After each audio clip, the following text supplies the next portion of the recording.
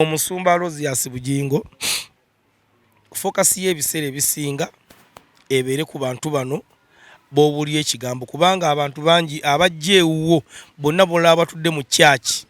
babazze kuwulira birowoozo byo ebiva mu Bayibuli n'ebyobabulira. Kati Nambooze bw'atuuka ku mbeera ya Bugingo ey'omukuba amasasi olw'okuba nti Bugingo yatondebwa mu bbumba eggumu amasasi tegasobola kumuyitamu mu mugongo gakolaboko obukozi nga wona okuba ebbaati eggumu nnyo ne gasirayidinga ne wasigalawo bumaaka. Bugingo ali wadde mbovuma buli muntu amutunuliza omudumu okiwulira naye kyakola kikyamu kuba kati yafuuse na comedy store wa TikTok. Ffenna bwe tugenda mu church oba buli lunaku oba lunaku lumu mu wiiki buli wengenda mu church ebiba binnemeredde mba ngenze kundyowa mwoyo. Singa otandikana niko okulwana entalo zo zino zanti si kituufu pa kino kyadde ayogera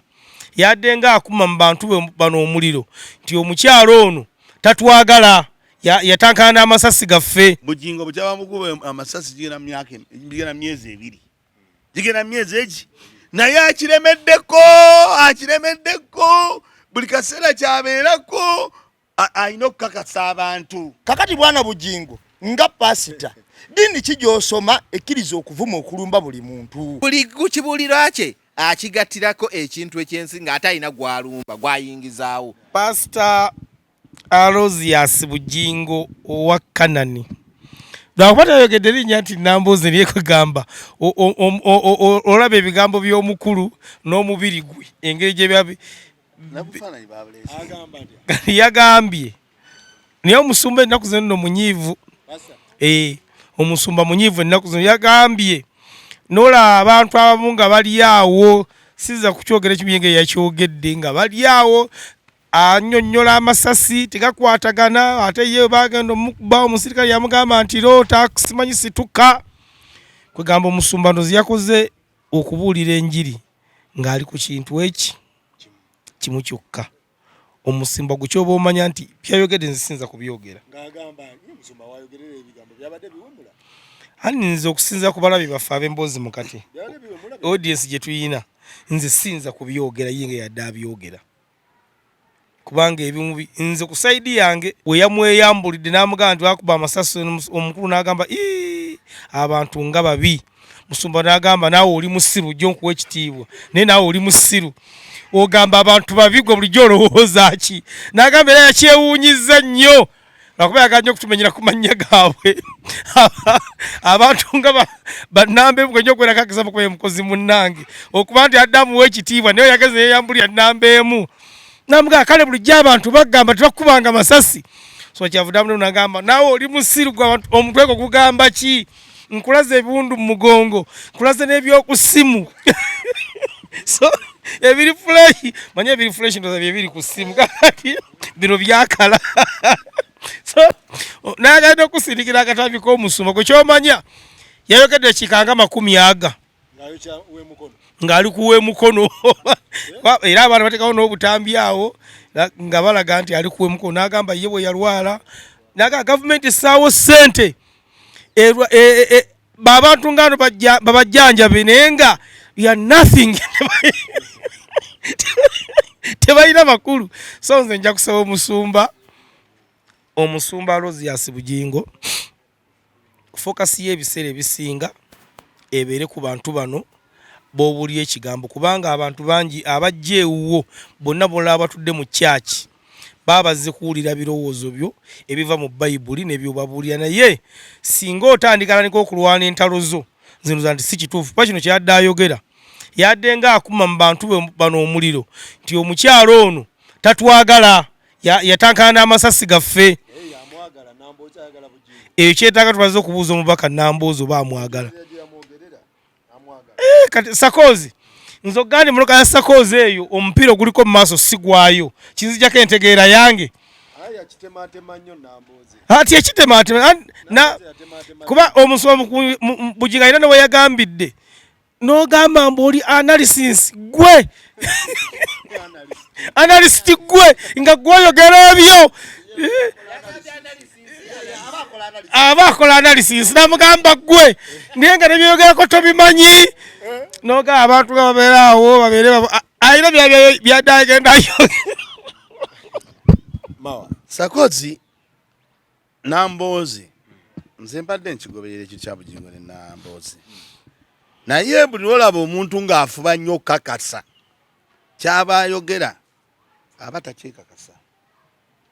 ng'akiddiŋŋana emirundi 8 Mwami Bugingo yagwa mu buzibu ne bamukuba amasasi ekirungi ekyatuyamba omugongo gwe gulinga bbaati gayitako buyisi ne basigalawo ki kubanga yes sikupika ekyatuyamba Mwami Bugingo yakuba amasasi kino kiddamu Sakozi baholeta akambe bakagire kati akambe naye sasi ne likukuba ne bali kukuba ebintu bya Nambooze biraka bisukka ku masasi lindako kati Nambooze bwatuuka ku mbeera ya Bugingo ey'omukuba amasasi olw'okuba nti Bugingo yatondebwa mu bbumba eggumu amasasi tegasobola kumuyitamu mu mugongo gakolaboko obukozi nga wona okuba ebbaati eggumu nnyo ne gasirayidinga ne wasigalawo bumaaka kakati Nambooze yafuna ebirowoozo n'agamba naye bali ku program n'agamba naye kusinza bukino na kino ngera embeera yaliwo twagala nnyo biramu yaliwo ku mbeera ya Bugingo buli omu yatankana abakakasa ne bakakasa abaagala ne baagala kati Nambooze Bugingo bwe yavuddeyo n'atandika n'agamba Nambooze ye bwe yayogera omubbi n'akugamba omutemu n'agamba nti sooka ogendewo ofuke n'okufuka n'omala okufuka ate n'odda kati story agitambuliza ku Nambooze naye ng'eggwanga bwe liba lifa nga ligenda okufiira ddala abasumba bennyini abandi badde babeera nga be batudde eno ne babasumba bafuuka abasumba oba okitegedde tiba Bugingo abandi badde no mu audience ne babasumba bafuuka nabo abasumba olw'eggwanga okwonooneka ng'era boolaba abakulembeze ti abandi badde bakulembera abakulembeze b'ennaku zino era obasanga bafaanana ne babakulembera okitegedde nga nabo bafaanana abantu ababeera ku social media oba ababeera ku TikTok enkwata gye bakwatamu ebintu nga n'ogamba ono mukulembeze ono si mukulembeze so kakati eggwanga bwe liba lifa ebyo byonna tugenda kubiraba ebyaba Bugingo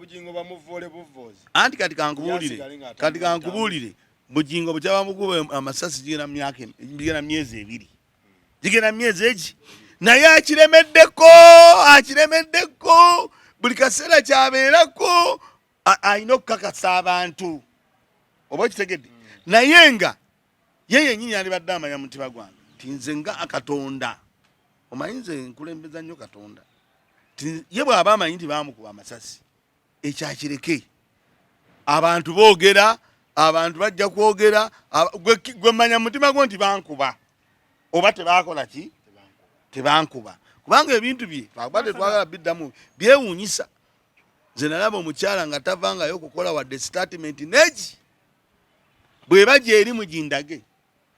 ti omukyala yavaanaga nti kale mwami wange bamukola bwe bannewe bati naye bannayuganda muli bazibu nnyo muli kiki omukyala tavangayo okubaako statement tovolaba ebyo twali tubyesonyiye twabivaako protocol yaki mukyala wo omwami wo ng'agudde mu buzibu omwami nga ndi mulwadde omukyala n'atavaayo kugamba nti bannange omwami wange bamuyingira ababbi ne bamutema ne bwekiti so mwami Bugingo nze ndowooza kino ekintu alina bwe yakifuna kubanga emabegako wabaddeko pentagoni kati yagivuddeko ali ku Nambooze kati ate nagirwa ne social media tiye bwayogera nayo neteekawo akafaananyi n'akola ki naye nga baatukola bubi kubanga omugongo gwe yabaddeyo okugendayo si kibi kubanga Bugingo ali ku mbeera esobola okugenda buli wamu oba okitegedde naye ekisinga omuyitawo kyeki kyeggambye ti Bugingo saagala afaanane nga Matiya ekitegedde olaba saagala Bugingo afaanane nga Mawa olabanga Bugingo yandibadde mulala nnyo okusira level kwali naye omusanga ng'ali ku bantu kyatasaasaana na kutambuza nga kyaliko kubanga Nambooze mukulembeze Nambooze alina abantu be nenodda ku Nambooze n'oyogera kati bw'ogatta Nambooze gwayogera n'ogatta ono omukyala yali mukyala we yamwogerera oyo n'amusesebula n'aleka wali Teddy kagamba alina enjiri awantu wagitambuliza naye ekirungi alina abagoberezi. Alright. Pastor Nakimuli nkutumiddeko. Bwana Faluku, Pastor Bugingo abadde musaga mu kikolobero kyagamba kye yafune mabega kaawo. Amasasi ne gatankanibwa bannansi era ne tugamba abamu ne bawana ebirowoozo byabwe ebirowoozo ne bituukirira ne bigambala amasasi gano agatandise Pentagon yandibanga mmye waayitawo eddakiika ntono najja mu kalowoozo akaseeneekerevu naga Pentagon tugireka ne tubuuza afudde abadde inginiya sente zabadde mu mmotoka abadde muzimbi yagizimba Pentagon tugireka kuki wasonda yapane pini ya sente yalina pini ya sente wasonda ko amuku basonda bana Uganda fena twasonda basinga obungi okiwulira bwana gundi ulira nze saagala feba muku basonda bana Uganda basinga obungi twasonda nga tulowooza tusonda ekiriyo nagenda okuwulira atugamba mu ddakiika ntono nti Pentagon abasonda bakimanye ina kumeza kumala kuweza buwumbi 100 awe namanyira ntuweddeyo era mwagwaye okiwulira era awe nanyemirira kakati bwe yavaawo ku bya Pentagon bigenze bwe bityo amasasi ng'agalagira ku ssimu wakulirako ewalagadi mulaba bulabi amasasi agalagira ku ssimu ng'agamba nti ebiwundu obirabye ndowooza obirabye biri fresh naye abiraga ku ssimu naye ng'omugwegwe guli kumpi ne twewuunya nti nga bakamukuba amasasi yayambala fitingize bulungi nga wayise ennaku nnya nayambala essaati ennene enzibu kakati omugongo gw'ebbaati mawaguleese bulungi naye bagwadde kusuka ne mu bbaati Uganda baati ki yada aluminium oli oba sitiiro oli ow'amaanyi kakati bwana Bugingo kubanga nze abasumba b'emmanyi mbamanyi nnyo mu kiti ekirala era n'ebigambo olumu ebikozesebwa ku basumba biba biri owamyoyo naye weewuunya nnyo omuntu akwata bayibuli n'ayingira katuuti n'atasoma mu kyawandiikibwa lwaki Nambooze walumba Bugingo kiryokke Nambooze teyalumba Bugingo wabula yawa mbeera yaliwo ng'omuntu omwogezi gwe bayise ku TV ne pulogulaamu nga gye bategese okusinzira ye bw'alowooza kakati bwana Bugingo nga pasita dini kijosoma ekkiriza okuvuma okulumba buli muntu yavumye yasuse ne mu kuvuma kubanga omuntu ogamba omuntu omukulu nti obologa ebira sijja kubyogera ko yadde bibi nnyo okiwulira kakati olwaleero ngenda kubuulira bwana gundi abakulembeze abedda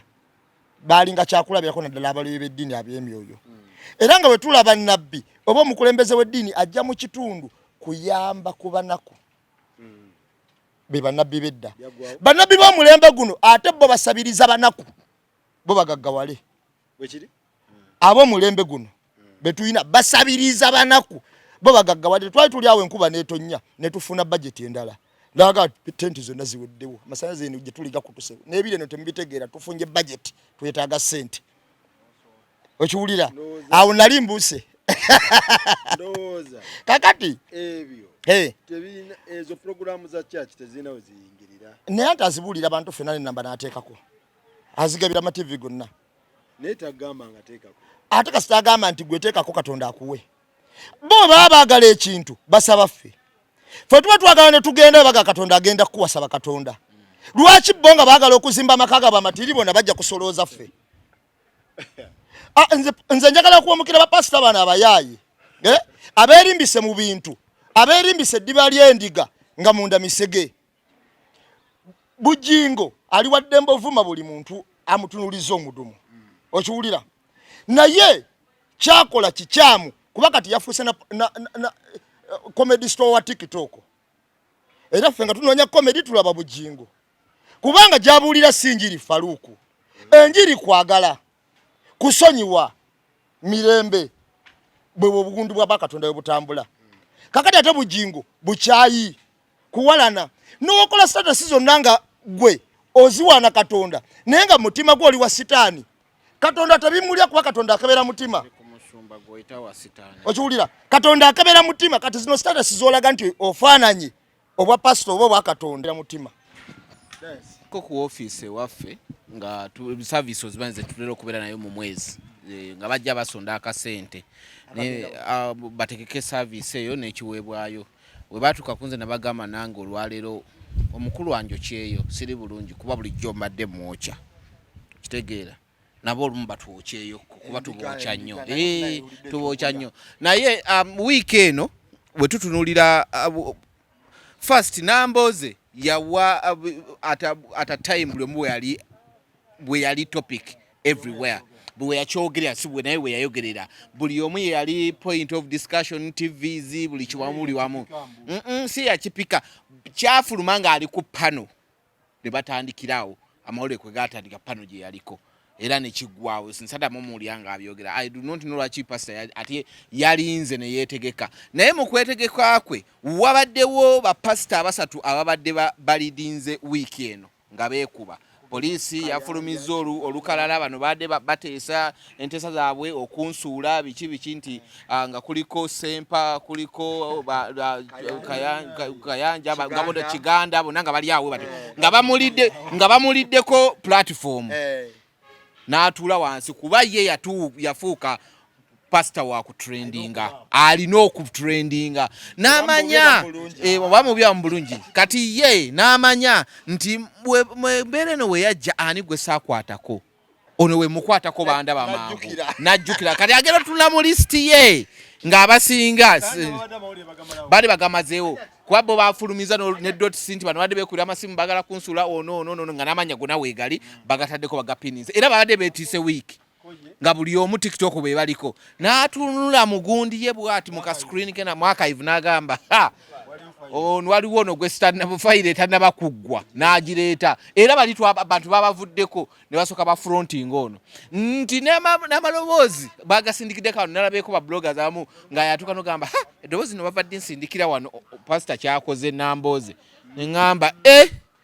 kino kintu kino waliwo ekitali kituufu mwakayivu era abantu nga bano tubasuubira okuba nabo mwakayivu bantu kika kino tubasuubira okuba mwakayivu oluti saawa yonna okitegeera nange sigiinaako oli yakozesa magezi ke nze the only problem gye nnina n'omusumba eryemu nti bwe tufenna bwe tugenda mu church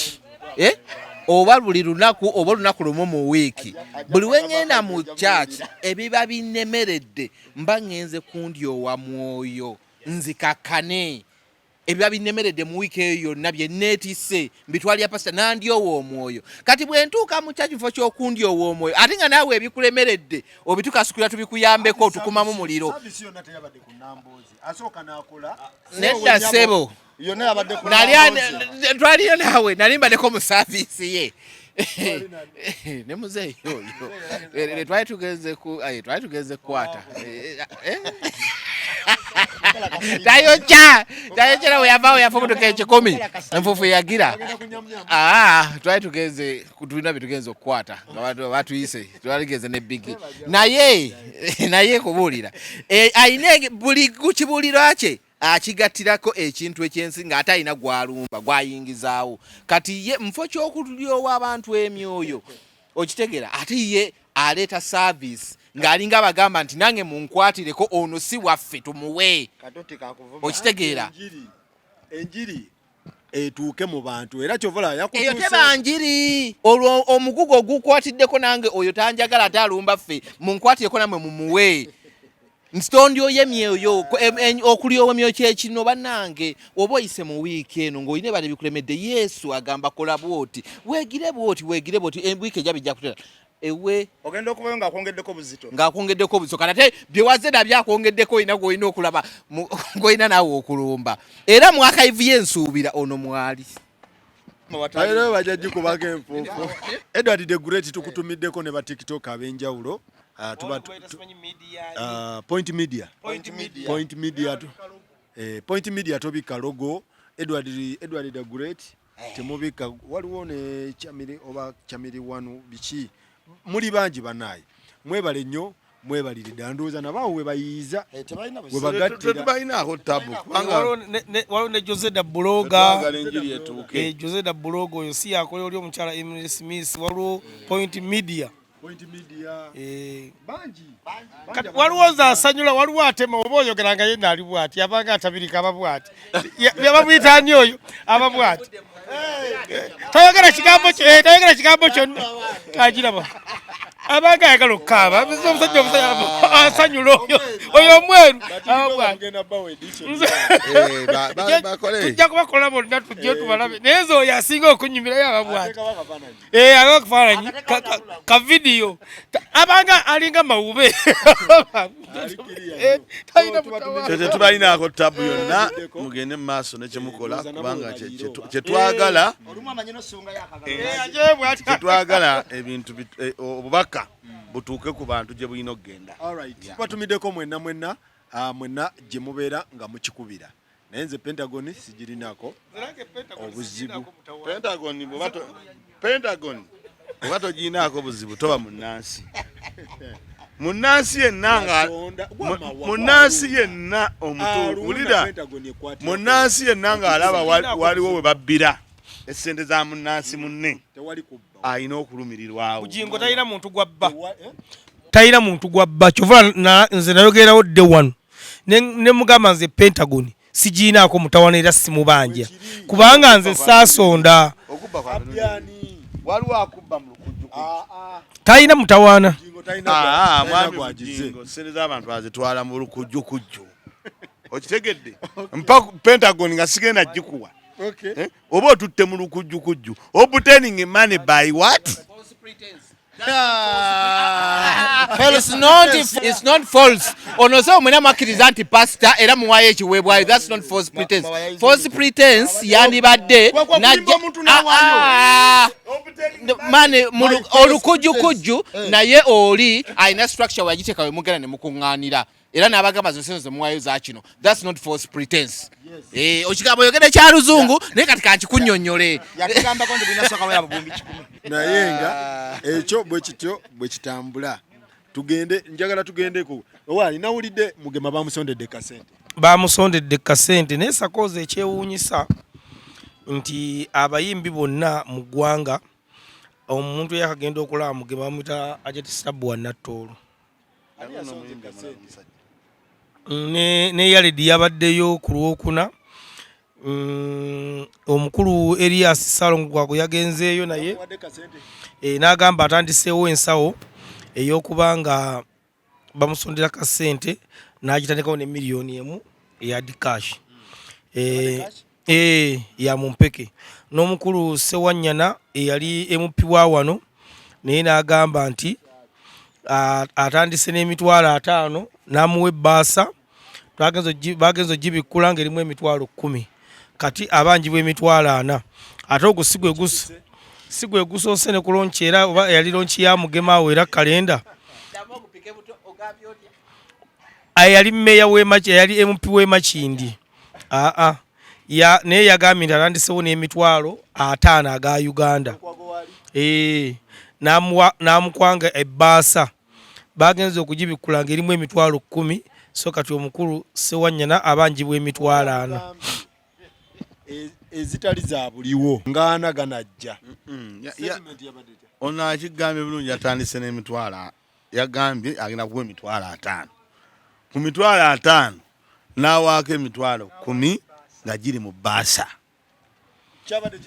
Omwami Elias Lukwago meya wa Kampala Omulodi yagambye atandikiddewo Mugema ensawo y'okumusololeza ssente ku miliyoni ezeetagibwa 14 atandise ne miliyoni 1 era Elias Lukwago n'agiwaayo eya kashi n'agiwaayo mu Mpeke oyo yali MP wa wano n'agamba naye atandiseewo n'emitwalo 5 n'amuwa ebbaasa era nga Mugema amanyi nti akutte miliyoni 1 n'ekitu okugisumulula ng'erimu emitwalo 10. So kati nga sinagenda wala ku mugema, abaagala okuyamba ku mugema ng'oyakuyita ku nnamba ya simu ayina MTN eri 0761 24 71 87 ereeta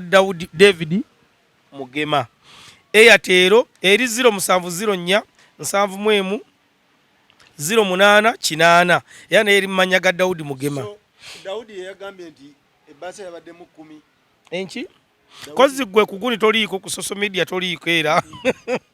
wavaako kaakati naye omukulu Ssewanyana kino si kyekisoose buno bwe buzannyo era yajjawo kulungi ya Mugema awo naye y'amasente tezaalabika talina gwe yali awadde bayiza bwoyo ye mugumu ng'olwazi era ayina gye yakikoppa ekyokuba nti mugumu naye nze simuyinaako mutawana kubanga ogabagaba se nakyo si kirungi antu bakuyoola ettaka naye sakozi ekinyuzi kiri wano ti David Mugema ebbanga lyalwalidde ewuwe wakagendayo abayimbi 2 Stabu wa Natoolo ne Yaledi. Obubaka bwa Federation twabufunye tweyanziza nnyo Federation emitwalo 2 gatuuse. Obubaka bwa Federation twabufunye era tweyanziza nnyo emitwalo 2 gatuuse. David Lutalo yamuwadde ekivulu afune wa mutunda alabenga obubaka bwa Federation ekulemberwa abayimbi bwatuuse ewa mwami Mugema emitwalo 2 tweyanziza nnyo tweyanzeege naye nze wano nja kusinziira wano mu Mboozi Mukati abawagizi baffe ennamba y'essimu eri gye mbasomedde mukwatirizeeko Mugema mmanyi mukisobolera ddala. Nja kusaba omukulu Papa Ssemakula ogenda oyambe ku mwana ono ajaluno omwana yali mu kibiina kyo simanyi bano nakutegera nti oba mulwadde naawe mugambo nnyinnyini kwata essimu okubira abantu bano abaali bakama abo obategeeze kubanga abantu abasinga bayinza okuba nga tebamanyi nga babeera bize naye ajaluna mu biru mukulu Papa Ssemakula Kenzo Wuma yonna naddala Wuma waliwo omukulu gwe yayimbira oluyimba lwase okumuleetako ebizibu bamuyitaani mwami wajja kumbula kuba y'omu kubayiye ebigambo omanyi buli luyimba lwonna lw'opposition omukulu ono aba ayinamu ebigambo bye buli luyimba lwonna ennyimba ziruwezi byegaabyo ebituufu buli nnyimba oluyimba lw'omugenzi Adamu Mulwana omukulu ono yalupafominga nako nga Mulwana taliiwo oluyimba lwa Mugema omukulu ono ayinamu ebigambo twayiyako oluyimba tuyiriza sodo lwakuba twagenda alanga sodo amugye mu kalulu omukulu eyi twagendayo gwanga olina oddibaako kyolyongerako era ennyimba zikyajja si musango honorable kwata sente n'amuwa era tewalize mwabaze mu mubanja. Nze kyendowooza nja kusooka kwebaza Elias Lukwago meya ngatteko Alan Ssewanyana nti egyo 10 gye wawaddeyo ate waliyo abataagiwaddeyo ekyo nakyo kyewakoze ekyo kikulu n'okugendayo obugenzi n'omulabako nakyo wakoze ekikulu Alan Ssewanyana weebale nnyo weebalire ddala. Lusagala Bosco naawe nja kunoonyako obenga osobola okugendayo tulabe nga tuyamba Mugema kubanga ali mu kitundu kyo nga meya addako 2026 Lusagala Bosco tujja kunoonyako naye nga Sakozi David Komu abadde ayogera ku kintu ky'abayimbi. Sakozi nga tukyali mu nsi muno tulina oba kukola tutya simanyi abantu abaserebo b'abantu bano ababeera mu butaala twakwata omulimu mubi ti buli lwomala okufuna obuzibu ate tulina ekizibu kimu nti ababeera eri bakulengerera mu kiti kirala naye ng'ekiti ky'olimu nga ne basale oluusi bakuwadde mpe naye nga bazikuwadde olw'okutetenganya kw'omubiri gwo ekitali kibi naye tuba mu mbeera oluusi abantu gye batakola ki gye balowooza nti twandibadde tusingako awo naye mu butuufu tuba mu mbeera embi olw'omulimu nti twakwata gavumenti yennyini tefa ku bayimbi, gavumenti yennyini tefa ku bapromota, gavumenti neeba nga teyina kintu kyefaako ti wano waliwo eddwaliro liri awo lyabayimbi oba bannabitone bajjanjabibwawo. Inifakiti oba ab'Emboozi Mukati ffe tunakitandika sakozi tugule ettaka ey'empigi tutaage bannabitone naye naffe tube nga Pentagoni. Kubanga Gravity ye yali akaka muntu. Gravity ate Gravity yeetaaga mwennyini okufuna okuzimba ye waasula atazimba eddwaliro. Gravity yali alumba muntu nga gwasaba amuzimbire ki eddwaliro. Ne bannabitone bano babonye nnyo ate tebagenda kufuna y'abagasa. Kubanga bw'otunulira ne yali bagasizza bwe yasaba ssente yasaba za birala ate nabulidde nti zazze bilioni 5 zakoze ki eza federation. Faluku esente za federation zatonyeko bilioni 5 naye mbadde nze nsoma okusinziira ku mwami Kasola agambye waliwo n'essatu ezazze ezagenze muki okusinziira mu bibakozesezza oba byebakozesa ne bakozesa bawaddeyo ko 3 okiwulira gwe 8 kuba agambe bibakozesa bawaddeyo ko 3 eno ne bateekayo 5 kiki byebakozesa simanyi mwami simanyi y'omukyala gye bakozesa agaye bawaddeyo ko 3 tulota bilioni 3 bawaddeyo ko kitegeeza bakyabanja okitegeera kakati bwana Faluku ani yazije jaja dani esente ezazze ne zikwasibwa bagaye mu mnaku ntono bagenda kuba bazikutte kuba zaafulumye ziri mu process okutambula ndowooza ziyita mu jenda ne zikola zitya ne zituuka ku NCC we bazijja sio walagadi yalagadi NCF kati NCC we wa ojede nokero ya kakati ne fina wali ne balonda ka committee akalala ne fina abadde complaininga kakati ku UNCC awava sente ezo we zigenda okujja federation ezikole ki sente zino zigenda mu sako z'abayimbi ne sako z'abayimbi ekizibu nawulira ziri 10 na meka 12 okiwulira kati naye nga zigenda mu sako za kwewola batya naye mu kwewola bagenda ziwola omuntu ekisooka obukoze bajja nga bakakasiza nti muyimbi akakwakuliza akasooka oyina kubanga oli muyimbi tebaagala mu buloka yo nambo no simanyi jingu bagoberera nnyo lagadi oyina kubanga oli muyimbi ekyo kye kisooka ekyokubiri oyina okubanga oyina ennyimba zo ng'era zimanyiddwa nti zizo mu kubanyibwa ennyimba ezo nti zizo nga wali gye sitalingibwa UPRS basooka kusindikawa ku UPRS nga yakuli gye sitalinga UPRS amule kuli gye sitalinga n'ennyimba zo ne bakasa nti zino zizo kyekyokubiri ekyokusatu bw'otuuka okwewola sente zino omusingo gwe baagala kitone kyo baagala nyimba ennyimba zo ze baagala kikyamu ennyimba zo nga bamaze n'okukkiriziganya ne UPRS nti ddala ono ali registered ewaffe era zize tewali azikomplainingako ennyimba ezo ze batwalanga omusingo ne bakuwa akasente k'oba oyagala senga akasente ako bato kasasudde mu budde bwako obanga kakulemeredde ennyimba zonna oba tokyalinako wadde olumu kibagendamu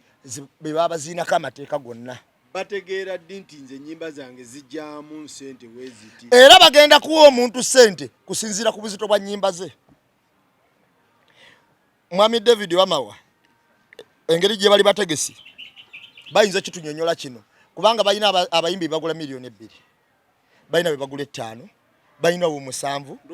bayina abenya yeyo minzani atoba tayina nyimba bagula bati ekyo atayina nyimba bayirewo music atayina nyimba tebamugula ekyo nze wendowooza nampala w'ekibiina Anderson Baliru yagamba bagenda kuwa sente according ku kaziki kokola koyina ko represent kakati omanyi nti omuntu agula ebbeeyi wano mu Uganda ebiseera bisinga bungi yaba n'omuziki sobola okubeera ne music nze pass naye nga sibeera ku bivulu kyemugamba pass ayinza okuba tabeera ku bivulu naye ne bakebera YouTube ye eyingiza etya ku social media afuna atya catalog. It's not about the YouTube, it's not about the performance. Yes. Catalog is the list of enyimba zoyina ng'omuntu oba performance what performance. So kye bakugamba ogenda oziteeka mu UPRS, you register them ne babeera nga baziyina whether oziyina ku soko owulirize catalog woba ogenda oziregisinga mu UPRS kiba kitegeeza nyimba zonna ziwa publishinga oba oziyimbye osamwe oba toziyimbye zisigala zizo it's your catalog kati bo baba bazimanya obungi zolina kyobola abakugambye ogende mu UPRS babadde basobola ogenda ku YouTube yo mwami mawa ani no munambemu uliriza tokayana the reason tebagende nanti kyenkubuuza njagala onziremu bagenda kwa muntu kusinzira ku nyimba zayina bungi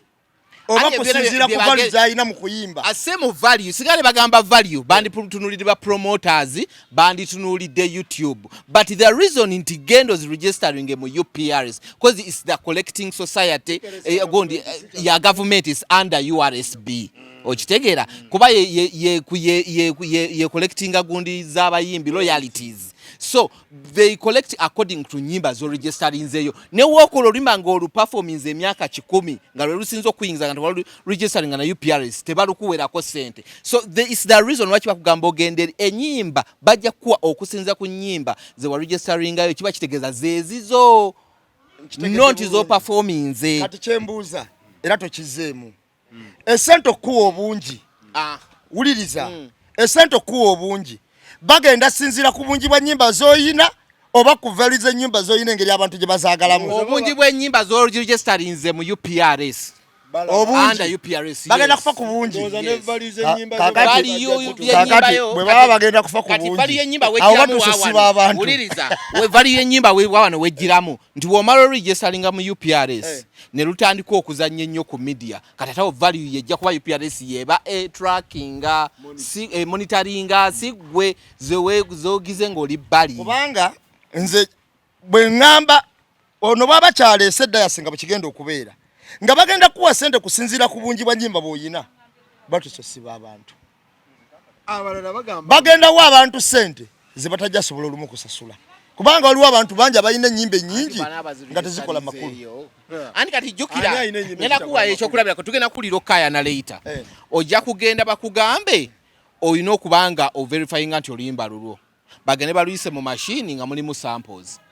bakugambe this song is not yours kubanga jukira UPRS ebibyo UPRS erina olukusa olucollectinga ennyimba z'abazungu sente zaabwe wano nene bazibasindikira eyo mu close mweri kitegeza we banalwisa mu cyuma ne basanga nga mulimu samples za Lucky Dube that's not your song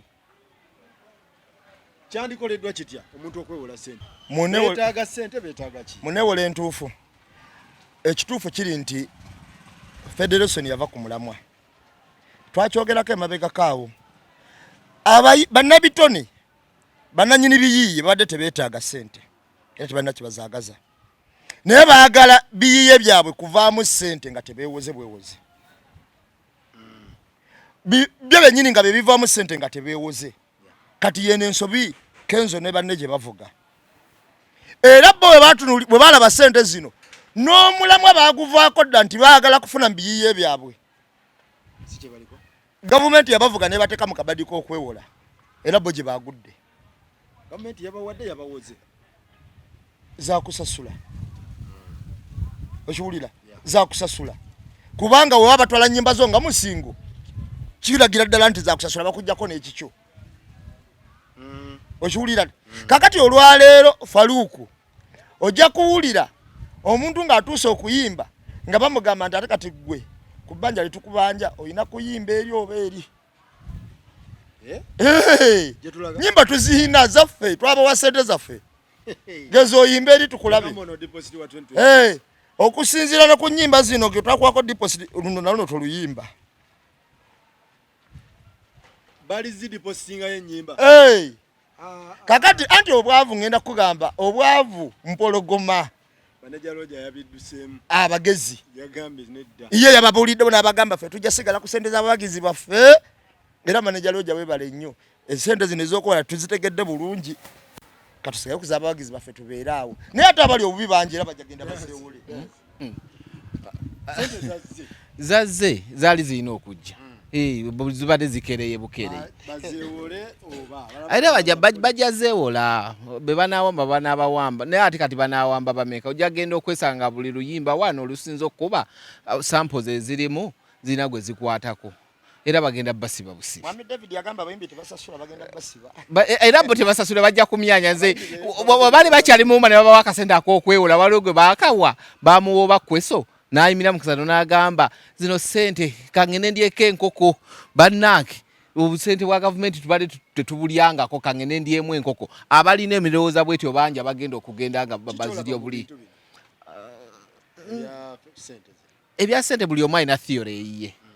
nti babakuumidde awo it's a deposit for gundi ezijja abalala bagamba baleke balye bakoze bingi nga gavumenti tebaddiza but at the end of the day zo sente badde bazeetaaga in that channel gye bazibaweereddemu badde bazeetaaga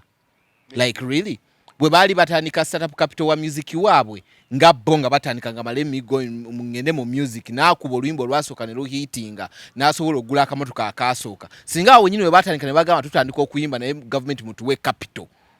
naye okubya oluyimba olusooka oguza akamotoka owasizaako abakazi 8 okoze eki ate lwojjukira nti no ate gavumenti tekuyambye tekubeereddeewo badde bazeetaaga in this channel yennyini kati wano mwe bazisabira nze kyekibuuzo kye mbabuuza lwaki bagenda okufuna sente zigenda obateeka ku stress batandike n'okudduka ku byeyo abamu bagenda zifuna bate bakubiseeko passport nti bwekigaanira mpita mu buyisi bagende ku byeyo babalekere music nera waliwo n'omuyimbi gw'owambako music n'agamba isoke nikugambye bangi bagenda kuba bangi nga bamuwambeko music amala agambe byadde byantama dda album azibawe kati ate abamu ogenda kusanga nga bazitunda dda oli agenda yeewole ng'olwedde n'ennyimba yalina gwe yaziguze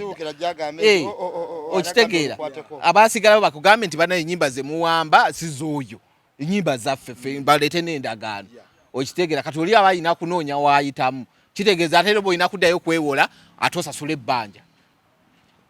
mawa kano katego bagenda tuuka mu kkoona nga bonna babawambi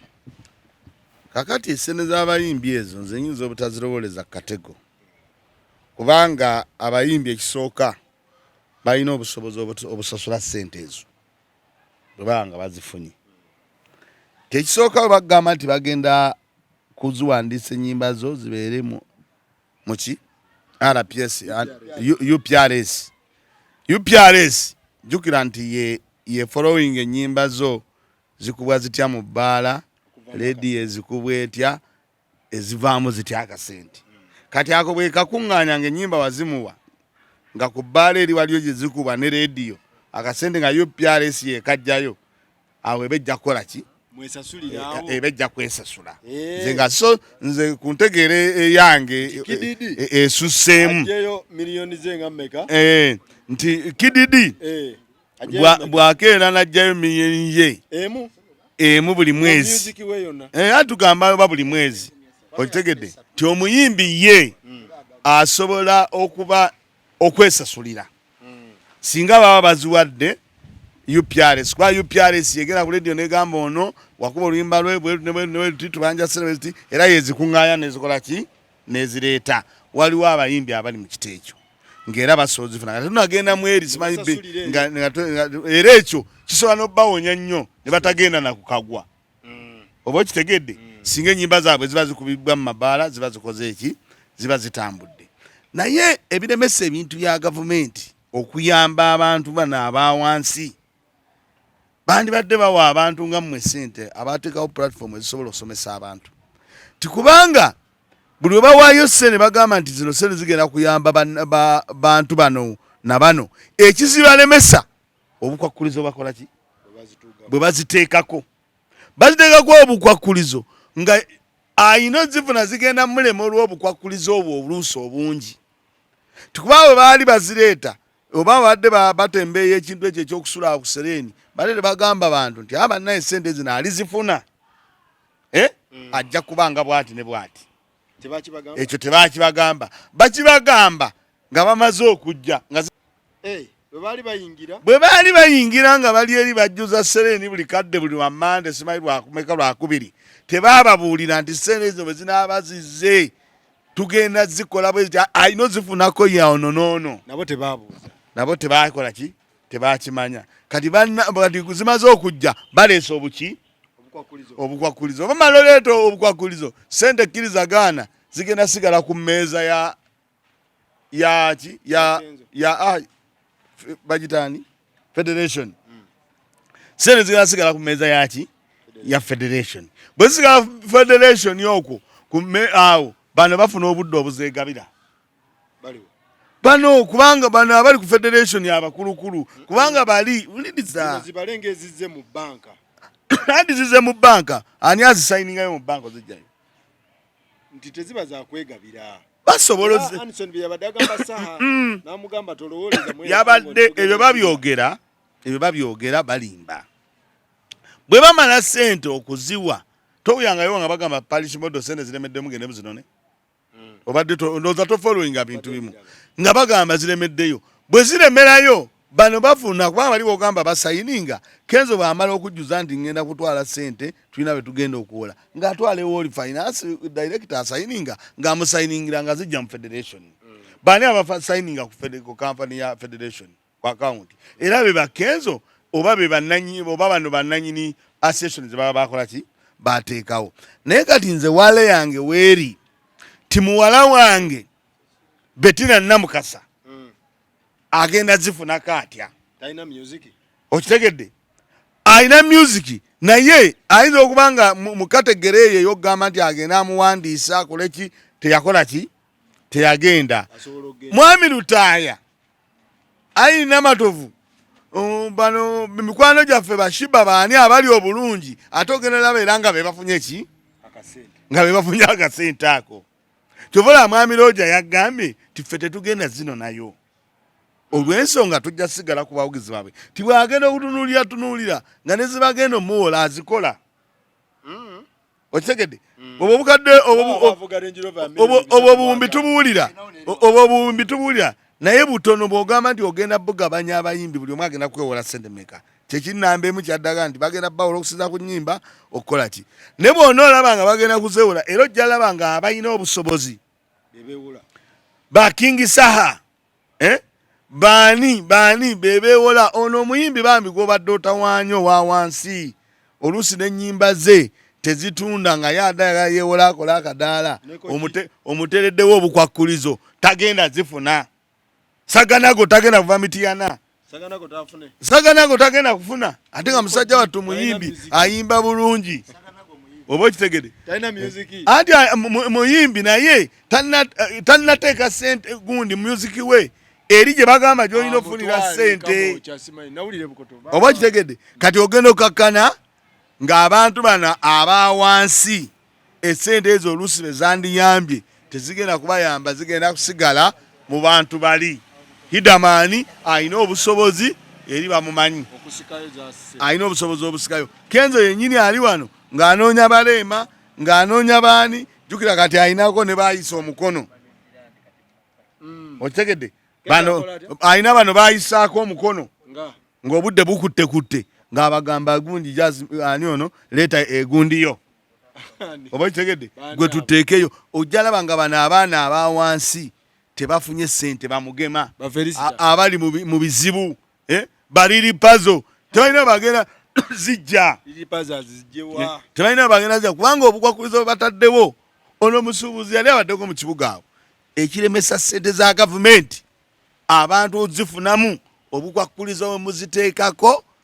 busukka oli ne bamutuma maama we ne bamutuma endagamuntu simanyi ne bamutumaani abatagenda kufuna sente oba okitegedde nezirimu byabufuzi ndowooza ezebyobufuzi biyinza okuba oli wa nuupu oli wa gundi ebyobufuzi biyinza okuba tebinayingira ebyobufuzi biyinza okuba tebinayingira kyebugambe nti ekyazitwazize no mu UPRS ate omusajja weggulu eyo mugezi nnyo music ono yamulaba ng'alina ku YouTube okwo bakiri baali bakitaba kyemwamutandiseewo kitumudde ekyo ng'era ye alina waasobola okutunda music oyo n'amufunamu ki nanfunamu sente bwana muwire owaba sebata yamugula owabaani naye nga teri muyimbi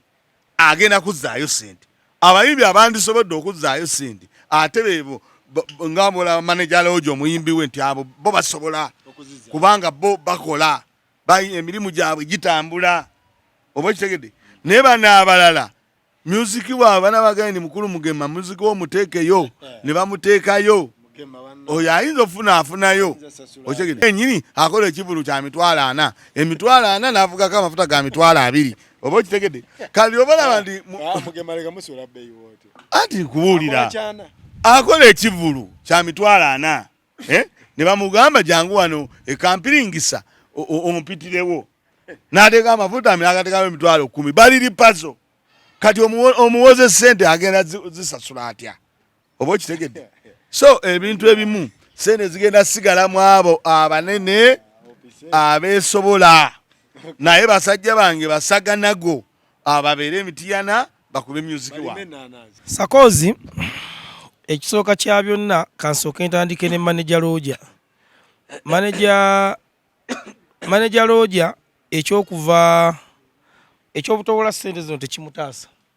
yaziganyi anti okuzigaana okuzitwala enjawulo zero kubanga etteeka lya UPRS ligamba nti singa bajja okukwata ennyimba za mwami Mawa nga ali registered mu UPRS ne basanga ennyimba za nnamba emu nga si member waabwe etteeka limukkiriza ozikwata simanyi badde mu kimanyi ekyo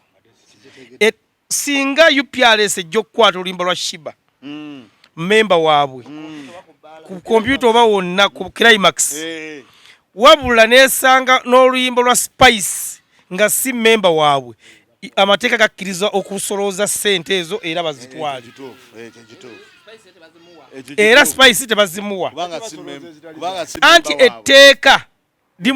etteeka bati ebaalikola kaakati ekyo nga tukivuddeko UPRS bano tebalese sente kuwola bayimbi kiri side 2 babuukinza abayimbi bagenda okubayimbira 226 andi ngenda kukulaga ino posta si posta yange ya kyalo bino mbadde binawandiise wano babuukinza abayimbi abagenda okubayimbira 226 batya essaawa ya leero mwami Kenzo wogamba sakozi nti UPRS ogenda kutwalayo ennyimba zo nga gwe musingo gwe bakuwa nga fatu kimanyi bulungi nti UPRS ebbanga n'ebbanga nebaddenga nga tesasula bayimbi ng'ate sente zisolooza ate gwe gy'obasindika nga mwami Kenzo y'omu ku baasogana yekakasa ku UPRS ntekola ki tesasula ndoza kati etandise okusasula gyasukuma banne era minisita yagambye nti balisiivinze biliyoni mmeka naye mwami Kenzo kino kyemaye ekirungi ekiriwo nti beta obeerako ngola puroguramu eno mwakalisiivinga obuwumbi 8 temukyerabira mwami beta nanti minisita gambye nti neeri bataddeyo obuwumbi bumeka era zibalira ku bano toto mwami Kenzo mwakalisiivinga obuwumbi 8 obwa gavumenti era wano wenjagala okusinzira bujja abagamba tukuba Kenzo kati kankibannyonnyola bungi mu kitegeere tewali akuba Kenzo wabula nze bujjo Kenzo njagala akola ekintu ekituufu nsobole okumufunamu ssente kati mwami Kenzo atubidde ali ku Climax wali ali mu kuwuga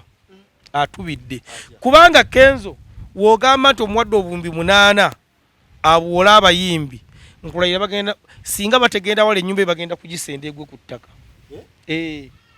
ane Kenzo bulobo nyiite bumumala yenga yo omuntu tebumumala kyokka ate Kenzo singa omuterawo platform asobola okusoloza sente za music we zino sente asobola okuzikola okitegedde bulungi kubanga Kenzo y'omu ku bayimbi wano abakyasinza okuba ne music ng'afuluma n'ebweru kitegeeza corporate y'ebweru esobola okusoloza sente za Kenzo n'ezisindika e Uganda ne bazimuwa Kenzo music wano azannya mu mabaala okusinga okumuwa sente mbwazolawo ibatandika okumunyiigira tandika okusoloza music we ng'omugyamu sente ng'ozimuwa okitegedde bulungi tandika okusoloza music we omuteeke makuba mutuufu nti Kenzo ofulumya oluyimba tosasula ku bukedde Kenzo ofulumya oluyimba tosasula ku leediyo kubanga olwedde leediyo zino muzisolozaako ssente mmwe kyokka ate mugamba mbu mumuwadde ssente yeewole bano bali ku ssente zaabwe ze baasoloza edda zibabawoze ziyakuŋŋaanye edda anti ziyakuŋŋaanya emyaka n'emyaka zeereese neziba mwami Kenzo azuwole bayimbi banne bamale bazeeyo amagoba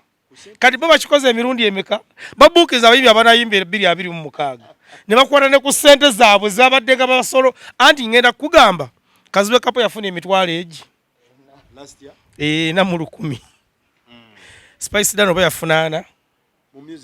mu music we yenna naye nga sakozi wotunula platform z'abo abaana kati John balese kipapula ku Vox YPRS nga bagala ssente ezebbaala manager nagana asasula emitwalo 7 mu banka sakozi tusoke tubale amabala ameka agali mu Uganda n'okwata emitwalo 4 n'ogamuwa kakitegeeza ebbaala emu eyo Vox esasula abayimbi nga 10 ne mu New Vision receipt zikola ki kakati abalabi b'Emboozi Mukati mumugande mugambo tulemedde ku Kenzo nenga gono ge mazima agatakawa Kenzo goma nyini wasuka nogera ku UPRS nogamba tesasula ate kosa music wo kati banga libadde mazenge esoloza music wo zino sere zekuwadde bilioni meka bakaba wa 8 ye Kenzo mbwongo wa gamba meka nenga minister yagali neri bataddeyo mmeka zibadde basula kitegeeza noja genda okwekanga sente nyingi zigenze eri omanyi wano waliwo sente zaali zigenda kugizali miliyoni ezi zaali miliyoni 5 niwazo mwami mugemo oyo mwami mugema nazigaana nga mugamba asayininge miliyoni 5 naye nga atwala ameka mwami mugema naganze temugenda kunkubisa bayimbi sigenda zitwala Abdullah kyava bagamba nti nza asatu mangi nnyo kansayininga tugaba ne kiwato 25 mugamba n'ababuuza peni eriwa nasayininga miliyoni ameka 25 ne bazitwala naye nga singa binaatuukanga mu kusasula Abdullah sagala kusasula miliyoni 10 ameka kati bayiza okugana bagasasula 5 kubanga yazireceiving ye yazifuna kino Kenzo kyemanyi naye akimanyi nti sawa ya lero aliceivinze obuwumbi 8 okuva mu gavumenti ez'omuwi omusolo bagenda kwa bagalamu obuwumbi nga 9 sifakatize yakafuna kyokka nga zino bali ku ssente zaabwe zirabadde nga nti mwami Kenzo yali ateekeddwa okugamba nti tuteekewo ebbanga UPRS lyemaze ng'esolooza mu ssente mu nnyimba zaffe emyaka giri emeka bayimbi bannange bameka bali bafunye ssente mu UPRS nti tetuliiwo nti UPRS mujje ku board mukoze ebbanga ki nga musolooza ssente emyaka weziti ono yakafuna ssente meka nti weziti ono ti ate ono nti ontafunanga kati mugattegatte ssente ezo zonna muzituwe ffe tuwole tebakikola wabula ye Kenzo yafe ekintu kitya kulisiivinga akantu akawamu kubanga kati essaawa yalyo sakozi UPRS kyegenda okukola kati egenda kwongera mu nnyamaanyi nnyo okulaba ng'esolooza ssente z'abayimbi bano kubanga toja naye bagenda kugiwaabira anti emaze okugamba nti gw'okuwola ssente oteekayo nnyimba zo era ojagenda okulaba omubalizi wa gavumenti ajja kujja abalirire nti agambe nti okusinziira mwami Kenzo emyaka 5 emyaka 2 seze tusoloozezza mu music wo tusoloozezza akakadde kamu naye tukubanjayo obukadde bumeka okitegedde bulungi tikakati okusinziira Spice Dana music wo emyaka 2 tusoloozezza emitwalo 10 naye tukubanja miliyoni mmeka kakati option yeriwo Spice okuzaayo ssente kwe kuyimba 226 kubanga kyekituufu kubanga bakubanja gye tudda kubanga ssente bazikuwa ate music wo tali wase ssente ze bakuwa tezivuddeeyo yo gavumenti yagala sente zaayo jangu twebale kyovola ababagambye bagenze mu microfinance ewa minisita Kasolo eyewola ate ebanja eteekedde okutuukiriza bange eteekedde okuwa percentage nga ya wansi bayinza okubaweraga ku 6% yawe batyo kaakati tewali gavumenti eyinza kubeera nsiru egambe nti mwami Kenzo okusinziira ku music wo n'ekibiina kyo twaba 8,000 tusoloza 18,000 ffe katubongereyo balance ekyo tekisobola ate tekiriiyo ateekeddwa okusigala nga akyakubanja wano we tugenda okudda kati essaawa ya leero kaakati ate bagenda kussaawo n'omusolo nga gw'amaanyi nnyo okulaba nti basobola okuggyayo ssente zaabwe rediyo kati gyetuba okuteeka obulamu ku rediyo yo gavumenti ng'esolooza ssente kati UPRS ebadde etujjako si 18 buli muntu ku mutwalo kati egenda kutujjako 10,000 kino kirekawa Kenzo ne federation kino okujjako omuyimbi nga Spice Dana ye yagenda nti sigenda kwewola ye kakkiriza afiirwe kubanga olwedde abadde abbibwa ebbanga lyonna asigale ng'alya ku siteegi naye teyeebalama tera 226 bamwetaagira bajafuna bamukwatira ayimbe sakozi federation we gavumenti we yatuuka yali enyooma nnyo abayimbi kati Bob Wine ono waavaayo na gavumenti abayimbi basoboka yali alina omulasita nga alina enviiri ez'abalalu n'afuuka serious gavumenti neemanya nti abayimbi b'amaanyi kati mukumanya nti abayimbi b'amaanyi eri muyimbi munnaabwe singa bamwegattako aba n'eddoboozi nga ddene kati neesooka neekwata abayimbi era ensonga lwaki omuyimbi omwaggamba titwagala ddwaliro kati ye mu butategeera bwe n'atamanya nti bobo tateekeddwa kuzimba ddwaliro zisobola okuzimba eddwaliro kati ye kyovola nti akkirira ebusaabala natwalayo ettaka naga ne bbulooka twagala eddwaliro zebasoloozezaamu era oyo gravity ayinza okuba nga ebbanga lyayimbi tafunanga sente za UPRS enze naliko ne Kapalaga yafuna 10,000 naye Kapalaga yakubako olume jangu okiraba ekirima enguudo ne lukuba nnyo kubanga sakozi sente bazisolooza batya sente zo bazisolooza mu bbaala bazisolooza ku TV basolooza mu kyaki basolooza buli wamu music we waayitira ne mu drive kaakati yo gavumenti we yakimanya nti abayimbi bano b'amaanyi ng'okubatakkuluza kw'oli muyimbi munnaabwe obutamwegattako eteekeddwa okubaterawo enkola nga zino kaakati ate bo bannaffe ne bagenda kayimba ka munnaffe basudde tebakimanya nti okusoma kwa munguuba baba bajja ne basomako ne babbako ne bagenda kati Kenzo yali ateekeddwa okugamba ekintu eki tukoze ekibiina kya federation netwagala corporate ngenda kula mwalimu oba yadde agamba nti bafuna ndaga muntu waliwo batikitoka bakoze ekibiina kati ngenda kula gavumenti yesobola baade bagenda kwenda okusimba londa president wa tikitoka kati kye bakoze federation batikitoka kati federation ate uli mwana bamusaba endaga muntu ne wa tikitoka endaga muntu osaba yaki kyokka kikulembera si muganda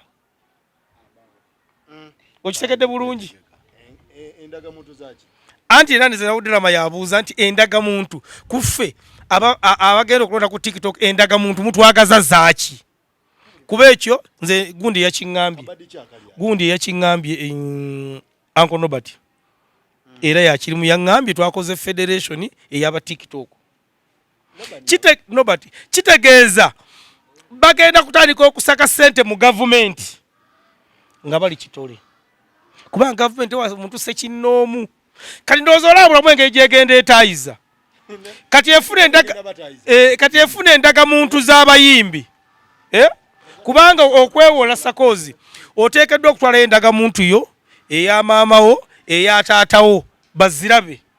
wano wakati n'osayiningako ku sigini kyali ku ndaga muntu eyo nnyini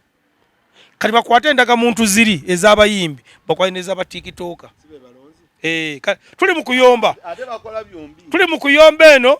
mpuuga bilioni 5 eri bakuŋŋaanya endaga muntu zigenda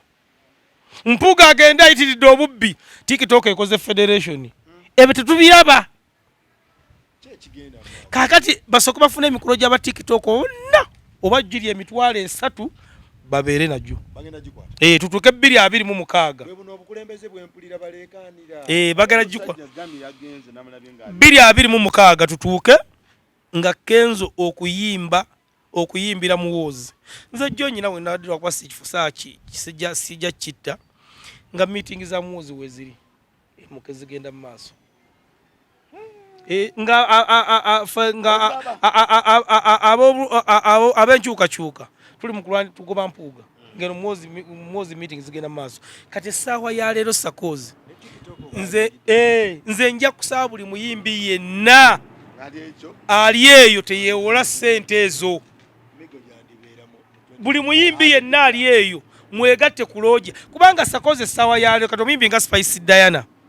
omuyimbi nga Shiba Kalungi omuyimbi nga Winnie Nwaji omuyimbi nga Babitusi wogamba nti obawole emiliyoni 10 zigenda kubayamba ki Shiba nga waali essaawa yo Spice guno gonna omwezi ali mu byalo bali mu kukola Shiba ali eyo Masindi Hoima ayimbire miliyoni 10-15 ku 8 sente ogenda kumuwola zimuyambe ki era ogenda kumuwa sente mmeka Kenzo yali ateekeddwa okukola ekintu kimu agambe nti gavumenti etubbye ekimala naye twagala tuwe corporate mu biyiiye byaffe kyekyokka so si kutuwola kubanga Kenzo wabanga Kenzo yasobola okukola ekivule kololo n'afuna abantu emitwalo 2 nga omuntu okuyingira gwa mutwalo size biliyoni siye miliyoni 2 miliyoni meka emitwalo 2 bali ku meka mutwalo ziba sente mekaawo miliyoni 2 omuntu omu Kenzo kati gavumenti lwaki omuwola ye Kenzo takira nti bali mu kutta future ye era kati nga sewa ogenda kumuwa sente meka kuba emyaka 5 alina oluyimba lumu nsamba trumpet emyaka 10 alina oluyimba olu muleka abakyala bye bakola birungi sweet kansala w'ekivu emyaka 7 alina oluyimba lumu sekoko oluyimba lumu ogenda kumuwa sente mmeka ngali abasajja babebe kkulu bayimba balina zaalubamu baka miliyoni kuba kisoka kyabera kamiliyoni ogenda kumuwa sente mmeka ennyimba zayina ye wazibu obwo masolo zikosa ezinoza babebe kkulu naye mwenyina zikozesa omuntu omu nze era nja kusaba wano buli muyimbi yenna gyali actually naddala mu babitusi bino ebintu mubiviire muddala muleke Kenzo agulube n'ekintu kye district gibanamusa 226 aginoonye nga tagiraba owulidde ekintu kyaba tikitoka kiwulidde naye mbadde sikimanyi kaakati nagambye nti tikitoka twamulabye pulezidenti waabwe ng'ali ne bali omunsi minisita kaakati ogenda kulaba 226 kitwabadde tugamba nga tikitoka yonna bagiyodde ng'eronda n'obulango ng'ebukuba kuba balina endagamuntu zaabwe gambye nga balina kubanga bwe bakola federation eyo ne bamala ogikola egenda yingiramu ssente bw'emala oyingiramu ssente 226 babeere ku ekyo kukuba bulango kukola ki ate abaana ba tiktok balaba kati osigale nga mu Uganda Emboozi Mukati yokka yeriwo yesobola okuba kampeyini yaki y'omuntu kati ate nayo obe ng'oli awo nga n'emiggo gijje kakati eyo Uganda gye tukola ki gye tutambuliramu tikitoka oŋŋamba 26 batandise omulamuza bwe kiba bwe bakola kitegeeza anaagaana ate ani agaana ate ogaana otya ng'oli mu federation otegedde tikotaka tebaba na ssente omuwe miliyoni 10 ayinza n'okuba mu ngalo kakati nga ggobeera wano nga mwerangirira nga bali mu mbeera ereeta muhoozi ate nga n'ebifo bye mukayanira nga n'ebifo bye mukayanira bagenda bijjawo eyo bw'oli bwofunye obudde ndikutwalayo kubanga ne lead of opposition bali agala gijjawo ebe nga teriiwo ng'eri ku saidi yaabwe bino ebifo bye tukayanira simanyi kamisona simanyi roopu bonna bali mu ntegeka kubijjawo babeere nga be ba lead of opposition be bakulembeze nga goli eno ogamba nti ate Lutamaguzi agakagwawo gagamba nti Honorable Lutamaguzi owe Nakaseke aziddwa mu kifo kya Honorable Mpuuga kyabaddemu ng'omumyuka wa President Kyagulanyi owa Buganda tegannakakasibwa bulungi naye nga ge gali ku mutimbagano kati omanye amawulire olumu gasooka ku mitimbagano naye Lutamaguzi Lutamaguzi Semakulu ow'Ennakaseke. Okitegedde? Kaakati twagambye nti puuga teekayo ekiwandiiko waggulu dakika y'emu 25 mu dakika 5 tezitamala kukola nnaku 3 bafunye amuddira mu bigere. Lutamaguzi yambala wateekwa okubaawo ekibadde kitambula kukwata mu nva za mukulu. Lutamaguzi abadde awanda nnyo era nnaama ojja mulaba ng'ekyobwogezi akifunye. Atukolerere ffe tukolere eggwanga. Lutamaguzi mbu bamuwadde according to Mawazi News. Kakati kibeera bwe kiti sinasomako ku gundi ya Nuupu official page yayo naye sinasoma ku official page ya gundi naye ebiseera ebisinga obungi Lutamaguzi bw'aba akifuna bwe kiba nagambye ffe kino kye tulimu kyekyerondera bwe kiba kimugwanidde era ajja kigendamu bwe kiba kimugwanidde era ajja kigendamu okiwulira wankyukakyuka wankyukakyuka okitegeera kasalaga nti wankyukakyuka tewali tabbu wankyukakyuka kaakati waba kigwanidde mu nkyukakyuka era tugende kino ekisinde tugenda kujjamu biri ebigamba mbu simanyi nze nakuguka okulya enguzi ne Lutamaguzi we tumuzuula naye nga nayadde ebbali fe tuyina buzibu fe tugenda nabigenda balina ebigendo byaffe bye tugenda nabo. Tukomye wano olwaleero tujja kukwatagana next time abanyi b'omwenge nabo bacomplain nze nendowooza tugenda bikwatako next week. Etteeka likyagenda mu maaso mu palamenti likyali bago bakyalikolako tujja lireeta mu maaso awo buli omu acomplaininga. So mwebale nnyo mwebale ddala. Kongs Lutamaguzi according to Mawazi News. Mawazi News. Byonna bisoboka naye. Sikyegaana kiri wano ku mutimbagano ate gye kisookera. Yes. Kubanga nze bwe mba njogera ebintu bye mmaze okulabako. Nga bwe mba njogera ngamba nakijje wano so nze wanteka mu kamera ne mwami muzeeyi nasalamu malengo okunoonyereza. Alright, mwebale nnyo mwebalire ddala tulabagane next time.